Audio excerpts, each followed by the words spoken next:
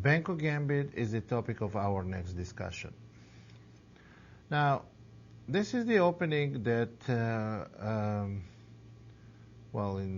in some country they called Volga Gambit, or it was greatly, American Grandmaster Paul Benko was greatly contributed into development of this opening and promoting it, and it was very, very popular a couple of decades ago, and black was getting sound game and sufficient compensation for sacrificed pawn, and there are some very valid positional ideas behind this opening.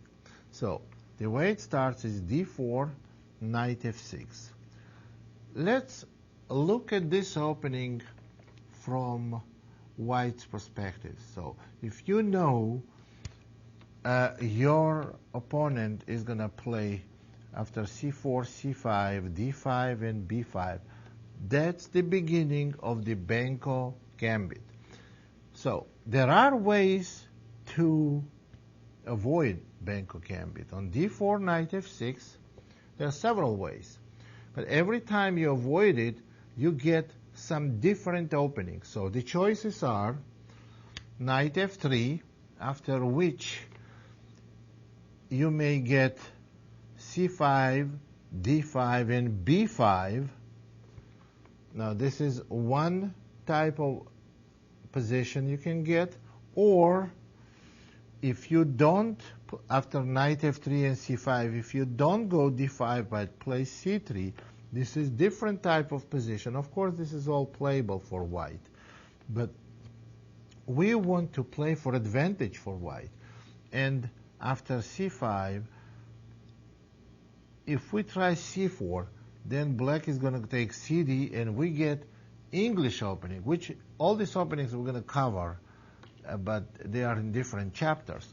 So one we want to analyze now is, after we mentioned already how white can depart from this opening, let's go on with the actual Benko Gambit. d5, b5. Now, there are many, many ways for white to play against Benko Gambit. Well, I don't have luxury here to cover every way of playing, so what I would do is only recommend you the way I would play against it. And I mentioned earlier, if you play opening the way I play opening, you're going to be okay. It may not be the absolute optimally best way to play, but if you play opening like average grandmaster, you're going to be okay. After that, if you want more than that, then this series and this DVDs are not for you. So after b5, c takes b, a6. Now what I would recommend to do here for white is to play b6 move. Now b6 move, this is declined gambit. Declined Benko Gambit. There are continuations like knight c3 with a takes b, e4, with a very complicated tactical positions, which I don't recommend, because this, first of all, it's a lot of theory to learn, and the last word that this is not good for white. So the main move is, of course, b takes a, which gives white an extra pawn, but which gives black sufficient counterplay. If you really like to get a pawn and to take on a6, you go ahead and learn different continuations, but I can only recommend one continuation for every opening. I would go b6, and black has two different ways to respond. One of them is queen takes b6. Actually, three different ways. One is queen takes b6. Second, simply continue at g6 and d6 the way it's supposed to do, and then try to play knight d7 and recapture on b6 with a knight. And the third, to play early e6. Now, let's start with early e6. Then white will have to go knight c3, and after e takes d, knight takes d5. Those are the best moves from both sides. Knight takes d5, queen takes d5, and knight to c6. Now this position is also better for white. White is not going to have an extra pawn, but after e4, followed by bishop c4, they're going to have a better piece play and some advantage. So the other continuation after b6 is queen takes b6. With knight on b1, and white plays knight c3. Now let's see what is the positional idea for white. What black should do, black should just fianchetto the bishop and castle quickly, knight f3, bishop g7, knight d2 or e4, d6, bishop e2, white castles, black castles, and white castles. This is more or less standard position for declined Benko Gambit. White, in my opinion, has advantage. The way it's going to work is this. Suppose black tries to get some play on a queen side. So we could have gotten position without black pawn on a6 if white accepted the sacrifice, but then black has significant play on the queen side. We rather have black have the pawn on a6, and let's see what they can do in this position. Suppose they go knight b to d7. White's f3 knight heading towards the c4 square. What white is trying to do, put the knight on c4, bishop on f4, and try for e5. Now, after knight d2, black is moving the queen to c7, trying to meet knight c4 move with knight b6 move. So what I would recommend here for you to do is not to play knight c4, but go a4 first. Now knight b6 is not going to do anything because we're going to go a5 and then to put the knight on c4. Idea for white is to put the knight on c4 and try to maintain it. If black tries to play a5 and bishop a6, meet the knight on c4 this way, then do not play knight c4 yet. Very strong positional move is a4. And now after bishop a6, you can play bishop to b5. And next move is coming knight to c4, unless black captures on b5, and we're going to retake with a pawn, and white's knight is going to go to c4, and white has sizable advantage. So this is not a good position for black. So again, the idea behind the b6 move is not to give black too many open files on the queen side, and after d6, knight c3, g6, e4, bishop g7, bishop e2, castle, knight f3. Again, if black plays queen takes b6, then we're going to transpose to the variation we just discussed. However, black may try to pick up the b6 pawn with the knight by playing knight b to d7. But if they play knight to d7, and they want to play knight takes b6 next move, and then go bishop d7 and maybe bishop b5, what I would recommend you to do is to go pawn to b7. See, now what happens is bishop takes b7, and white castles. And now, where is black's play? They don't have open b file, and they have to try to create some play in the center or the queen size. Now, obviously, they cannot go e6 because white is going to play d takes e, and you see the d6 pawn is vulnerable. So, suppose black plays queen c7, trying to play e6 next. They are not going to be successful. I would like to go bishop f4. Again, they cannot play e6 for exact same reason, because white plays d takes e, f takes e, and bishop takes d6. So black right now has a serious problem finding some kind of a counterplay. And here's the plan for white: rook to e1. Actually, possibly we want to go h3 first, because on rook e1, maybe black is going to play knight g4. Actually, that's what they should do, go knight g4. Now, on knight g4, I would recommend h3, and after knight e5, there is a rule for every opening, for any position in chess, basic rule. Just like in the opening, we have a rule that you have to develop minor pieces in the early stage and castle.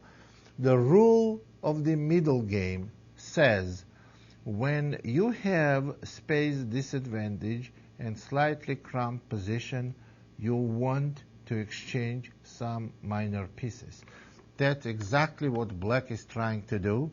But since we, with white, have some space advantage, we don't want to exchange minor pieces. We don't want to exchange knight on f3 for knight on e5, so we do play knight d2. Now, what's the idea? Why we go knight d2 and let this knight stand on e5? Because now we want to retreat our f4 bishop and then go pawn f4, which will create serious problems for black's pieces. After knight d2, black does not have a counterplay, and black does not have a good game. Bishop e3 and f4 is a serious threat that can damage black's position significantly. Now, this is basically what you can do. Basic ideas, strategical ideas. Actually, that's the only way I play against Benko Gambit, and I had very good results for it. And there are no concrete variations that I learned here. I tried to explore, and the more I played this position, I liked. What it is, there is no forced variation. There is no there are no sharp variations, nothing to remember. Just stick to your plan. And one little subtlety in this position: d6, go e4, g6, and do not develop knight on g1. Do not play knight f3 before you play bishop e2, because after knight f3 and bishop g4, black is going to exchange their light square bishop for the knight on f3. After bishop e2, bishop takes f3, bishop f3, bishop takes f3, and queen takes b6. Now let's see, what is the difference between this position and one we just discussed?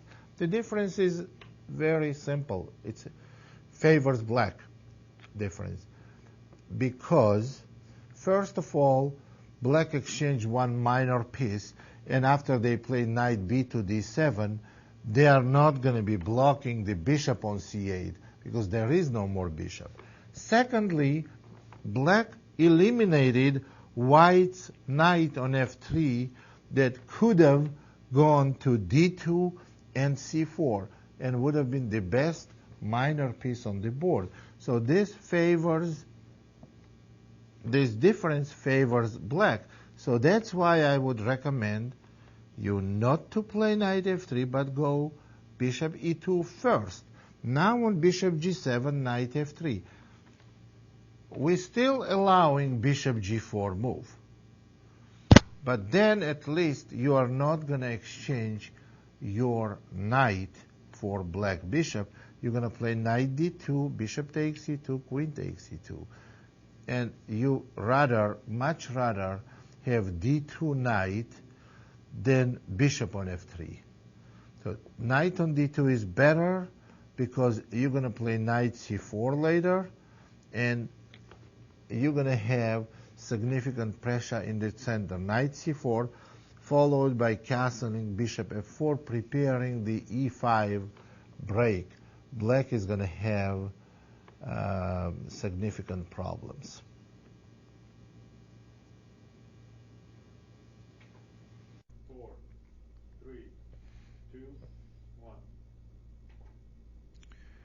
Now, let's cover some basic positional ideas for black in Benko Gambit.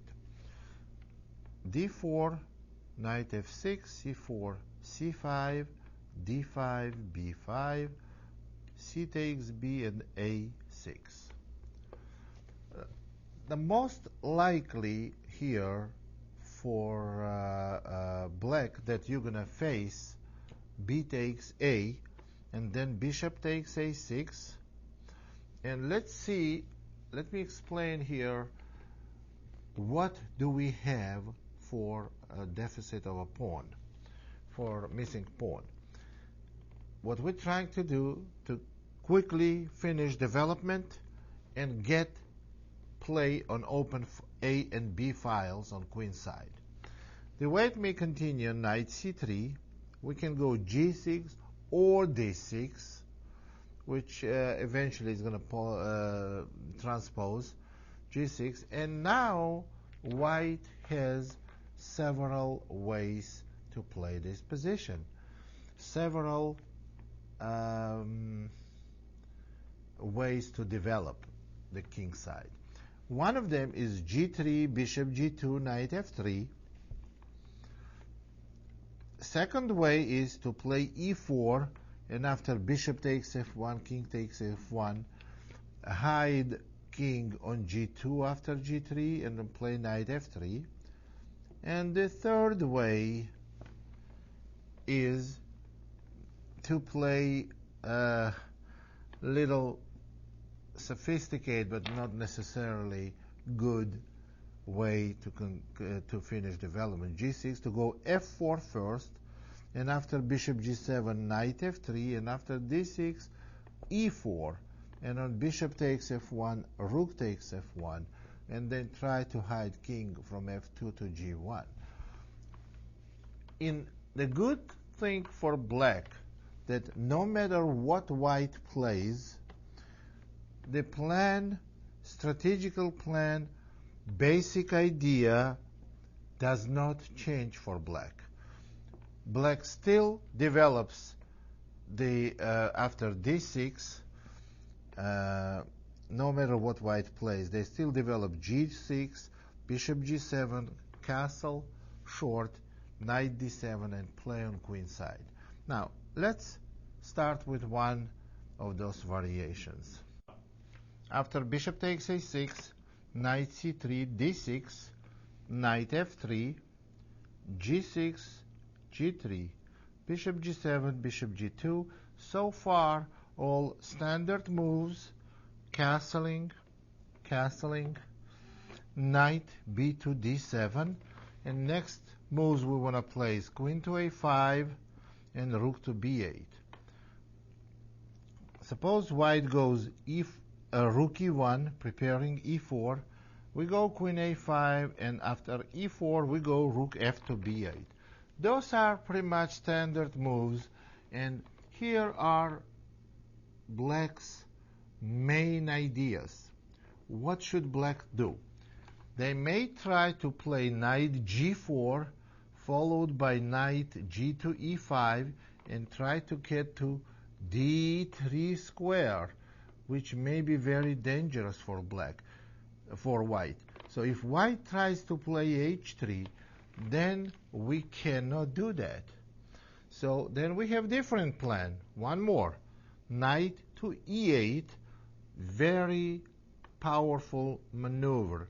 What we're trying to do is to play knight to c7, followed by knight to b5, and exchange main defender of the white's queen side, which is knight on c3. Knight b5, and after those knights are exchanged, you can see that b2 pawn becomes very vulnerable. And the other reason why knight e8 is a good move, that it delays white's e5 break. Also, as a possible tool for possible plans, you may try as a c4, knight c5, and followed by knight d3. Of course, all these are possibilities, and if you search database with reasonably good players playing Benko Gambit for black, you will see those are basically the only ideas they've been using for getting sufficient play for sacrifice pawn. And that's why Benko Gambit is considered as a very sound opening. Now, let's go to different continuations for white, non-fianchetto continuations. Let's get to the start position, the pilot position of the opening, which is bishop takes a6, knight c3, d6, and let's talk about white playing e4. Now we play bishop takes f1, king takes f1, g6, knight f3, bishop g7, g3, black castles as king g2. As you can tell, we make all the same moves we made in the first continuation. So we go knight b to d7, then we're going to go queen a5, and then we're going to go rook to b8. So after knight b to d7, rook e1 maybe, after queen a5, h3, and we go rook b8. Now here is the very interesting point I want to make. Just to understand how strong black's counterplay is here, let me tell you one thing. After queen e2, if queen e2 played, of course we can continue with the same plan, knight e8, knight c7, knight b5. Black's compensation is very sufficient, even if after queen a6 those queens are exchanged.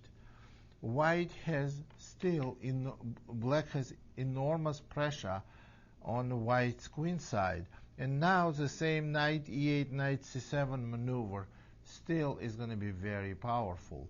And after knight b5, black has, I think, very good position. Not to forget, there is a c4 and knight c5, followed by knight d3 possible. So actually those are the reasons and those ideas. I've played them for both sides. I've had them for both sides, for white and black. That's why my preference for white to play is not to accept the pawn sacrifice in Benko Gambit. So again, the critical position after knight c3, d6.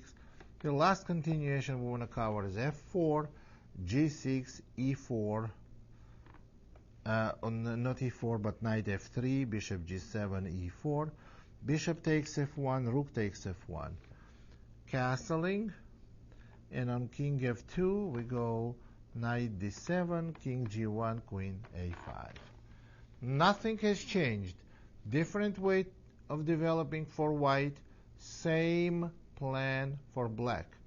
Now, only difference that white has additional chance to go e5 at some point, which is not that strong because black has two ways to play now.